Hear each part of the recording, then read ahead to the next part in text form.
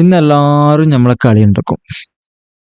എന്താ പറയാ നല്ല കൂളായി ചില്ലായിട്ട് കപ്പ് എടുത്തിട്ട് പോന്നു. അത് എന്താ പറയാ, കളിച്ച കളിയെല്ലാം യൂറോയിലെ എല്ലാ കളിയും ജയിച്ച് കപ്പ് എടുത്ത് പോകുന്ന ഒരു ടീം. എന്താല്ലേ, എന്താ കളി. ഇപ്പൊ എന്താ പറയാ, കളിനെ കുറിച്ച് പറയുകയാണെന്നുണ്ടെങ്കിൽ നമ്മളെ സ്കോഡ് പറഞ്ഞാല് ഫുൾ യങ് പ്ലേയേഴ്സിനെ കൊണ്ട് നിറഞ്ഞിക്കാണ്.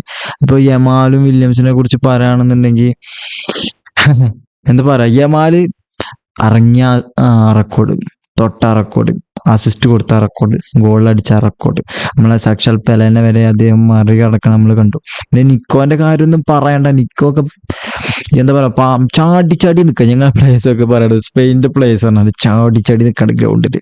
മറ്റുള്ളവരൊക്കെ എന്താ ഒരു നിസ്സാരവൽക്കരണമാണ്. എന്താ എതിരെ നിൽക്കുന്ന ടീമൊക്കെ ചില്ലി ചെറിയ ചെറിയ എന്താ പറയാ, മറ്റേ കണ്ട ഗ്രൗണ്ടിൽ ഇറങ്ങിയാണ്ട് കളിച്ചണ മാതിരിയാണ് ഞങ്ങൾ കളിച്ചത്. നല്ല സിമ്പിളായിട്ട് കളിക്കാണ്. കളിയിൽ ഫൈനലിന്റെ കാര്യം എടുക്കുകയാണെന്നുണ്ടെങ്കിൽ ഫൈനലിൽ നിക്കോണ് man of the match.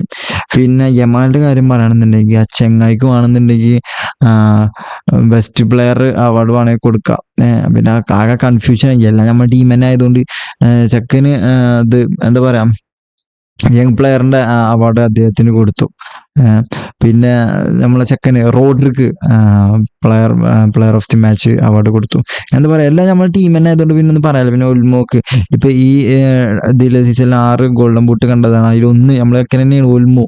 3 goal. ഇപ്പൊ യൂറോന്റെ കാർ എടുക്കുകയാണെന്നുണ്ടെങ്കിൽ ആകെ 3 ഗോൾ അടിച്ചവർക്ക് ഇത് എന്താ പറയാ, ഗോൾഡൻ ബൂട്ട് കിട്ടി. അതും 6 ആൾക്കാരുണ്ട്. കൂടുതൽ നമ്മൾ കണ്ടാക്കും ഓൺ ഗോളാണ് ഇതിൽ ഇപ്രാവശ്യം കാണാൻ സാധിച്ചത്. എന്നാലും എന്താ പറയാ, നമ്മളെ ചെക്കന്മാരെ കുറിച്ച് പറയുകയാണെന്നുണ്ടെങ്കിൽ, സ്പെയിനെ കുറിച്ച് പറയുകയാണെങ്കിൽ ഒന്നും പറയണ്ട. അത് ഇവിടെ സില്ലായിട്ടല്ല, ഏത് ടീമായ ആരാണ് അരച്ചാ വന്നോളൂ, ഒരു കുഴപ്പമില്ല പറഞ്ഞില്ല. ഇങ്ങനെ ഇട്ടിട്ട് പോന്ന് ഫൈനലിലും അടിച്ചപ്പോ സുഖസുന്ദരായി നടക്കാണ്. ഒരു ടെൻഷനും ഉള്ളൊരു കാര്യമില്ല. ഇനിയിപ്പോ അടുത്ത വരാൻ പോണെന്ന് അർജന്റീനയായിട്ടാണ്. അത് നമുക്കൊരു സീനും ഇല്ല. വന്നാ എടുത്തിട്ട് പോകും. അപ്പൊ പറയുമ്പോ ലയണൽ മെസ്സി ഒക്കെ ഉള്ള ടീമാണ്. യമാല് ഇത് അങ്ങനെ കുറെ കാര്യങ്ങളൊക്കെ ഉണ്ട്. അത് നമുക്കൊരു വിഷയ കാര്യമില്ല. നമ്മള് സ്പെയിന് ടീം പറഞ്ഞാല് ഇപ്പം ലെവല് വേറെയാണ്. ഇപ്പൊ അർജന്റീന ആയാലും ആരായാലും വന്നിട്ട് നമ്മളെ അടുത്ത് കണ്ട് കാര്യമില്ല. ഫൈനൽ സിനിമക്കും വേണ്ടി ഞങ്ങള് കട്ട വെയിറ്റിംഗ് ആണ് ആ മാച്ചും കൂടി കാണാൻ. എല്ലാവരും നിങ്ങളെല്ലാവരും അത് കാണാനുള്ള ഇതിലായിരിക്കും. അപ്പൊ അതൊക്കെ കാണാൻ, അതും ഞങ്ങൾ ഇതേമാതിരി തന്നെ ഇപ്പൊ യൂറോ എടുത്ത് പോകുന്ന, ഞാൻ പറഞ്ഞല്ലോ, കളിച്ച കളി മൊത്തം ജയിച്ച് പോന്ന് യൂറോ എടുത്ത് നമ്മൾ സിമ്പിളായിട്ട് പടിയിറങ്ങി പോയി. ഇതേ അവസ്ഥ തന്നെ കഴിഞ്ഞു വരാൻ പോണത്.